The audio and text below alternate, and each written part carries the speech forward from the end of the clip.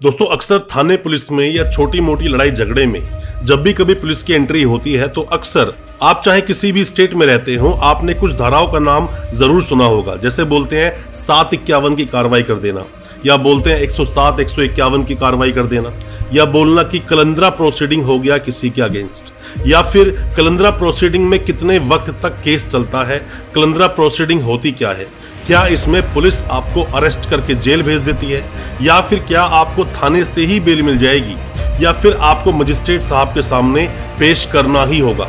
751 ही बोलते हैं या फिर 107 151 या फिर 107 150 की कार्रवाई की जाती है। ऐसे काफी सारे मतभेद हैं लोगों के बीच में, क्योंकि अक्सर हम लोग काफी सारे सेक्शंस को शॉर्ट में बताते हैं। ऐसे कई सारे सवाल जो आपके दिल में है 751 को लेकर, या फिर 107 151 की कार्रवाई को लेकर, या फिर कलंदरा प्रोसीडिंग को लेकर, आज आपके उन सभी डाउट्स को क्लियर करने की कोशिश करेंगे अपनी इस वीडियो के माध्यम से। ज्यादा कुछ जानने के लिए दोस्तों बने रहिए हमारे इस वीडियो के साथ। नमस्कार दोस्तों, स्वागत करता हूं आप सभी का अपने इस यूट्यूब चैनल पर जिसका नाम है फाइट फॉर ट्रूथ। मेरा नाम है वीरेंद्र वर्मा। जैसा आप सभी जानते हैं, हम इसी तरह की लीगल अवेयरनेस की वीडियोस आपके लेकर आते हैं और आपको बनाते हैं कानूनी जानकार। सबसे पहले दोस्तों आप ये समझिए कि कलंदरा प्रोसीडिंग होती क्या है। कलंदरा प्रोसीडिंग को आप कुछ इस तरह भी समझ सकते हैं कि जब भी आप रोजमर्रा की जिंदगी में सुनते हैं कि 751 की कार्रवाई कर दी गई किसी पर, तो ये कार्रवाई होती क्या है।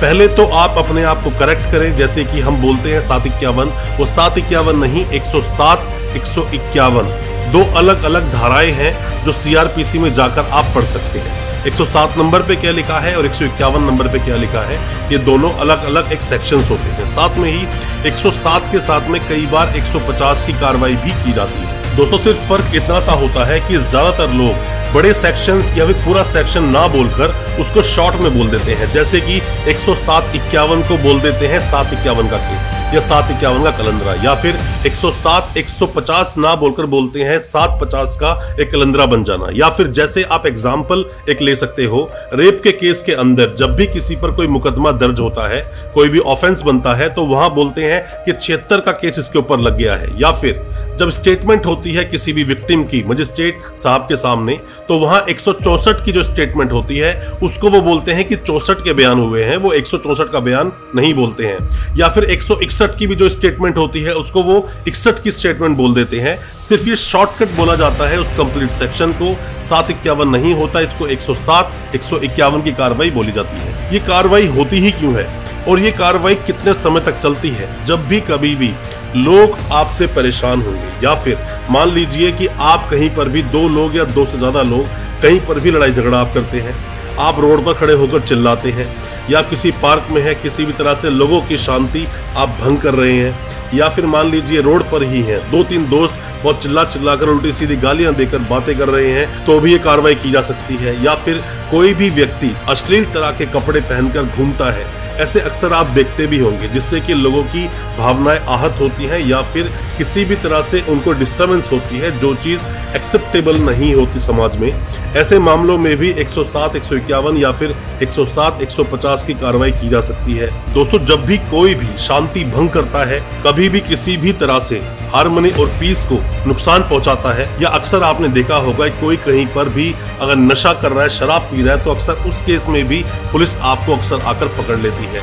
या फिर आप कुछ ऐसे इसको समझें, कोई भी व्यक्ति या व्यक्तियों का समूह अगर किसी भी तरह से वो शांति को भंग करे, मतलब कि पीसफुल जो एटमॉस्फेयर है उसको डिस्ट्रॉय करने की वो कोशिश करता है, फिर चाहे वो कहीं पार्क में बैठकर शराब पी रहा है, चिल्ला रहा है, रोड पर खड़ा होकर चिल्ला रहा है, या फिर गली में किसी लड़ाई झगड़ा कर रहा है, लोगों को गालियां दे रहा है, ऐसे अक्सर मामलों में, या फिर आपने कभी भी सरकारी संपत्ति को नुकसान पहुंचाया, या फिर आप आचार संहिता को भंग करते हैं। दोस्तों एक बात समझ लीजिए कि पुलिस के पास वैसे पावर बहुत सारी होती है। हम हमेशा बोलते हैं कि पुलिस गलत है या फिर पुलिस गलत तरह से कार्रवाई करती है, तो कई बार जो कार्रवाइयां होनी चाहिए थी सीरियस तरीके से, उसमें भी पुलिस कई बार 107 151 की कार्रवाई कर देती है। या आप कुछ इस तरह समझ लीजिए, कहीं पर भी आप लोग हैं और कोई भी आपको गलत तरीके से कमेंट देता है, कमेंट कसता है, या फिर आपसे बहस करना शुरू कर देता है, या फिर दो लोग रोड पर गाड़ी आमने सामने आई, लड़ाई झगड़ा शुरू हो गया, तो यहाँ पर भी वैसे लड़ाई झगड़े में देखा जाए तो अक्सर जो पुलिस कार्रवाई करती है वो 323 आईपीसी के तहत वहां पे कार्रवाई करती है। बट 107 151 पिक्चर में तभी आएगा जब वहां शांति भंग की जाए। अब दोस्तों बात ये आती है कि क्या पुलिस इसमें अरेस्ट कर ही लेगी।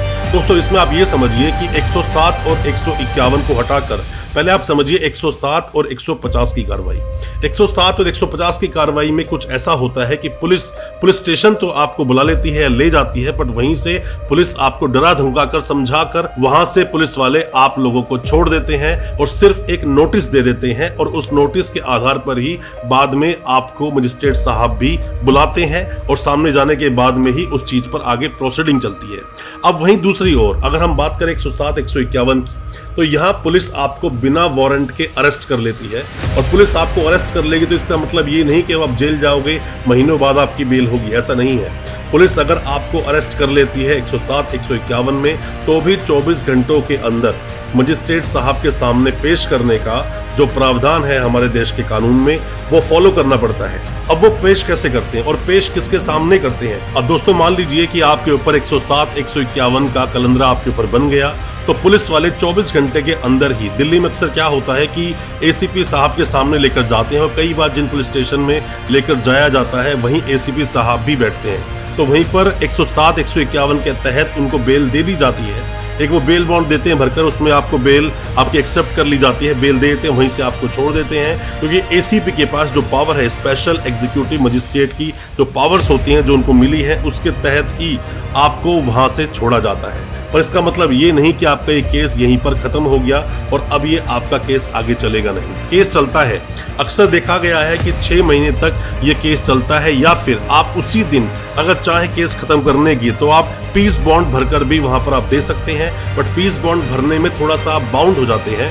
पीस बॉन्ड क्या होता है, किस तरह से ये काम करता है, इसके बारे में कोई और वीडियो लेकर आएंगे, उसमें आपको डिटेल में आपको हम सब बताएंगे। अब क्योंकि हमारे देश के कानून में ऐसा मेंशन है कि 24 घंटे के अंदर या 24 घंटे के भीतर ही मजिस्ट्रेट साहब के सामने पेश किया जाएगा जो भी वो एक्यूज है, जिसने भी शांति भंग करने की कोशिश किया या फिर उसने शांति भंग की है, तो ऐसे मामले में एसीपी साहब वहीं से उसको बेल दे देते हैं। बट कई बार उसको सबक सिखाने के लिए कि वो दोबारा ऐसी गलती ना करे, कई बार जो सिक्योरिटी दी जाती है, जो बेल लेने के लिए एक सिक्योरिटी दी जाती है, उसको वेरीफाई पर डाल देते हैं, वेरिफिकेशन पर डाल देते हैं और उस व्यक्ति को 1-2 दिन के लिए जेल भेज दिया जाता है। तो आप ये समझ लीजिए कि इसका मतलब ये तो बिल्कुल नहीं है कि आपके ऊपर कलंदरा प्रोसीडिंग चली तो आप थाने से बेल लेकर 100% आ ही जाओगे। 1-2 दिन के लिए आपको सबक सिखाने के लिए आपको जेल भेजा जा सकता है, पर मैं आपको बता दूं आसानी से बेल आपकी इसमें हो जाती है। ये केस नॉर्मली अगर देखा जाए तो 6 महीने ही ये केस चलता है, 6 महीने की प्रोसीडिंग्स चलती है और ये 1 साल तक एक्सटेंड की जा सकती है, मतलब 1 साल तक भी इसकी प्रोसीडिंग चलाई जा सकती है। कई बार तो एविडेंस भी कराए जाते हैं, गवाही भी कराई जाती है, ऐसा भी मामला आगे बढ़ जाता है। वो डिपेंड करता है केस टू केस। आपके दिल में कोई भी किसी भी तरह का सवाल है, डाउट है, आप कुछ पूछना चाहते हैं कलंदरा नोटिस के बारे में या फिर कलंदरा प्रोसीडिंग 107-51, 107-151 या फिर 107-150 के बारे में, या कोई भी अलग क्रिमिनल प्रोसीडिंग के बारे में, क्रिमिनल केस के बारे में, आप कमेंट बॉक्स में अपना सवाल जरूर पूछें। हम आपको उसका रिप्लाई जरूर करेंगे, कोशिश करेंगे आपको कानूनी जानकार बनाने की। दोस्तों अच्छा लगा आज का वीडियो, हमारी वीडियो को ज्यादा से ज्यादा अपने दोस्तों, परिजन, परिवार में शेयर करें ताकि वो भी अपने आप को कानूनी जानकार बना सके। बहुत बहुत शुक्रिया, धन्यवाद हमारे इस वीडियो के साथ बने रहने के लिए।